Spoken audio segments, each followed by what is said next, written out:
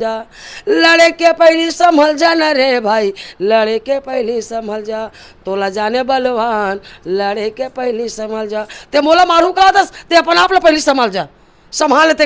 हाँ हाँ मैं तोला मारियम। तो ऐसे दोनों दल में जब बातें बातें तानाशाही होते तो वहाँ भी लड़ाई युद्ध छिड़ जाते। तो राजा दुर्योधन और भीम के घमासान युद्ध होते। तो भीमसेन बलराम गुरु से विद्या ले रही से, तो राजा दुर्योधन के ताकत ज़्यादा रही से, अब भीमसेन हाँ के ताकत कम रही से। तो गदा युद्ध के कारण ये है कि कमर के ऊपर तक ही युद्ध कर रहे हैं, कमर के नीचे गदा नहीं चला जाए, मानथस नहीं। तो भगवान का नहीं कहते राजा दुर्योधन के सारे अंग तो पक्का हो गए हैं, पीठ ला या पेट ला मारी तो दुर्योधन ला कोई फर्क नहीं पड़े, भूंजल मारी सरला मारी तो कोई फर्क नहीं पड़े।